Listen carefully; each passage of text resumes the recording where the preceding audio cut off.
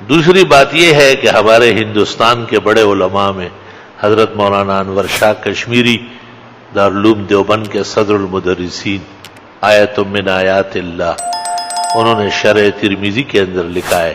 کہ اس رات کی فضیلت میں احادیث آئی ہے، روایات ہے، وَلَهَا فَضْلٌ کبیر، بہت بڑی فضیلت ہے۔ اور تیسری بات یہ کہ بلاد عرب کے انور شاہ شیخ زید الکوثری رحمت اللہ علیہ، جو حضرت شاہ صاحب کے پائے کے بزرگ عالم گزرے ہیں، انہوں نے اپنے مقالات میں 2 مقالے رکھے ہیں، فضیلت لیلۃ النصف من شعبان، اور بڑے بڑے اکابر محدثین کی عبارتیں نقل کی اور فرمایا کہ اس میں 8 حدیثیں ہیں، 5 واقعی کمزور ہے لیکن 3 حدیثیں بالکل صحیح ہیں، جن سے رات کی فضیلت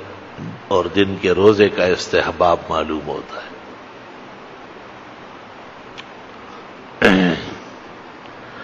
یہ بات اس لیے عرض کرتا ہوں کہ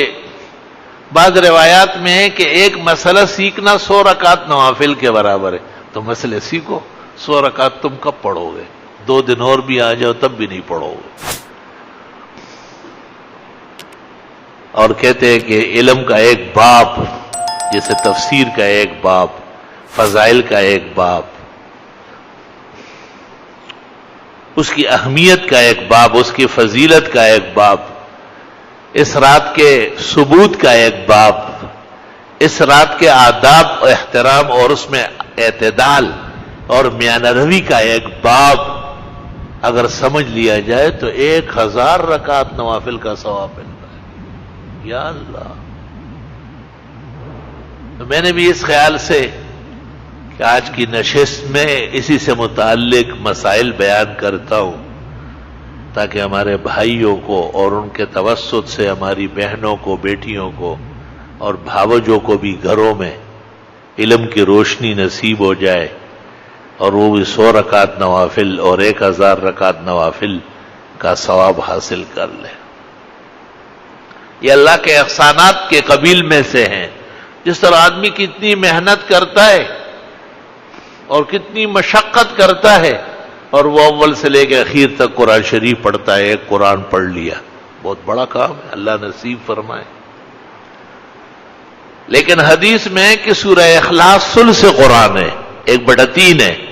تو علماء کہتے ہیں اگر یہ 3 دفعہ پڑھ لیا جائے تو بھی ایک قرآن کا ثواب مل جائے گا۔ 1,00,000 سوا لاکھ سے تو کم خرچہ نہیں ہوتا عمرہ کرنے کا، اور حج کا تو سرکاری اعلان 3.5 لاکھ کا ہوا ہے۔ 1,00,000 اور 3.5 لاکھ ہم فقیر و عاجزوں کے لیے مہیا کرنا کوئی آسان کام ہے، لیکن یہ عجیب بات ہے کہ جب آدمی عمرہ کرتا ہے کتنے جلوے پاتا ہے۔ عمرے اور حج کی فضیلت کے بیان سے زبان عاجز ہے، انسانی تگدوں میں نہیں کہ وہاں کے احوال، بلکہ میں نے کتابوں میں دیکھا ہے کہ اگر کسی کو اتنا تھوڑی دیر نصیب ہوتی ہے کہ کعبہ شریف کے ایک دروازے سے اس کو داخل ہو رہا ہے اور دوسرے گیٹ سے نکلنے کا وقت مل رہا ہے تو بھی انکار نہ کرے، مغفرت کے لیے اور اللہ کی رضا کے لیے یہ تھوڑی دیر بھی کافی ہے، اس پر بھی فخر و شکر کرے ہو کہ ایسا نہ ہو کہ آئندہ یہ بھی نصیب نہ ہو جائے۔ تو ایک بات تو یہ ہے کہ لیلۃ النصف من شعبان، یعنی شعبان کی 15ویں رات، اس کے فضائل ثابت ہے، لوگ انفرادی عبادت کر سکتے ہیں، بعض جگہ نفلوں کی جماعت ہوتی ہے خلاف شرع ہے، بعض جگہ صلاۃ التسبیح با جماعت پڑھتے ہیں، حرام ناجائز، نفل کی جماعت حرام ہے۔ فتاوی عالمگیری میں لکھا ہے کہ ایک آدمی پڑھ رہا تھا اور ایک ساتھ کھڑا تھا تو خیر ہے، لیکن 2 اور آ گئے تو سلام پھیر دے اور توڑ دے نماز، اور فرمایا کہ اس لیے کہ 3 آدمیوں کی تو پوری جماعت ہوتی ہے، اور یہ باقاعدہ اشتہارات نکالتے ہیں، اخبارات میں اعلانات کرتے ہیں، ہاتھ اٹھائے ہیں مگر لب پر دعا کوئی نہیں، کی عبادت بھی تو وہ جس کی جزا کوئی نہیں۔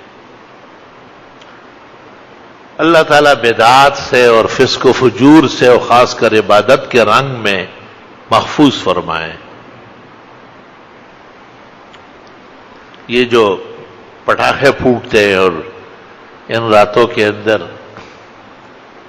قسم قسم کی یہ آتش بازی ہوتی ہے، شاید آپ نے اس پر غور نہیں کیا ہے، یہ ہندوؤں کا رسم ہے۔ اور ہندوؤں کا رسم کیوں ہے اس کو سن لو، صرف ہنسنے سے کچھ نہیں ہوگا، دیر تک آپ ہنس لے تو ایک پائی بھی آپ کو نہیں ملے گی، سنجیدگی سے سن لے تو نسل آباد رہے گی۔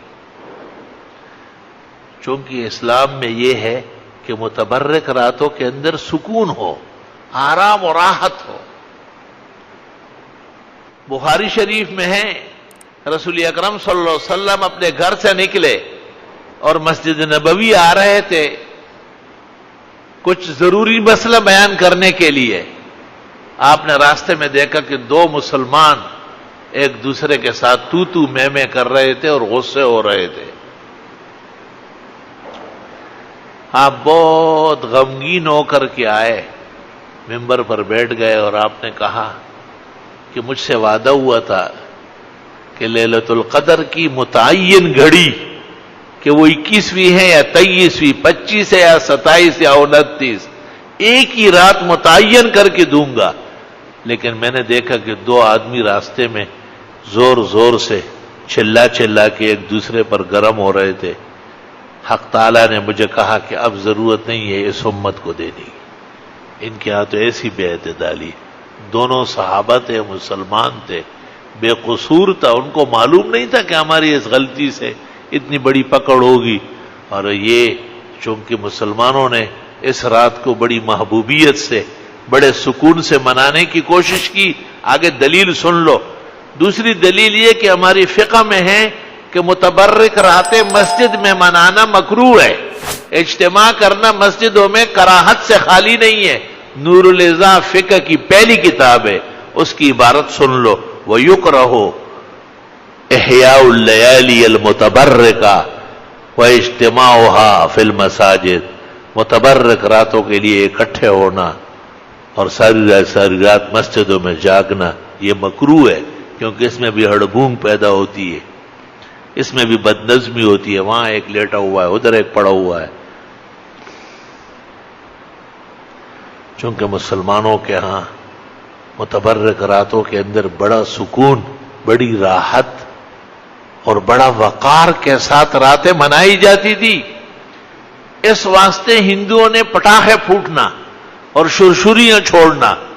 اور آگ برسانا شروع کیا تاکہ ان کی راتوں کی فضیلتیں ختم ہو جائیں۔ ملک آزاد ہو گیا لیکن نظریہ آزاد نہیں ہوا۔ جتنے دکھو تھی اوتھے انکل ہوتی، جہاں تھے وہیں سے وہی چلتا ہے۔ ہمارے مسلمان بھائی غلطی سے کر رہے ہیں، نہ وہ ہندو ہیں، وہ ہندوؤں پہ لعنت بیچتے ہیں، لیکن انہیں سمجھانے کی ضرورت ہے۔ حدیث شریف میں لوگ زبردست سونے کے اور یاقوت و مرجان کے کان ہیں، معدنیات کے خزانے ہیں، کاش کہ ان کو دین سمجھا دیا جائے۔ اس لیے فرمایا کہ ایک مسئلہ سیکھنا 100 رکعت نوافل کے برابر ہے، اور علم کا ایک باب پڑھنا 1000 رکعت نوافل سے افضل ہے۔ بہت سارے لوگ کہتے ہیں کہ جی گھروں میں اتنا ماحول مہیا نہیں ہے، تو گھر تو آپ کا ہے، گھر میں تو آپ اور آپ کے بال بچے رہتے ہیں۔ اپنے گھر میں جیسے آپ نے ٹی وی کی جگہ بنائی ہے، اس طرح آپ نماز کی جگہ بنا لیں، اور وہاں گھر کی بیویاں نماز پڑھے، چھوٹے بچے قرآن شریف وہیں پڑھے۔ اس کا یہ فائدہ ہے کہ پیشاب کرنے والے بچے وہاں نہیں پہنچیں گے، تو تختہ پوش رکھ لے۔ پرانے زمانے میں چبوترا بنتا تھا جس کو صوفہ کہتے ہیں، پیغمبر کی مسجد کے ساتھ بھی ایک اونچی جگہ بنی تھی، اس کو صوفہ، جس کو اردو کے اندر چبوترا کہتے ہیں اور پشتوں میں دن گاچا کہتے ہیں،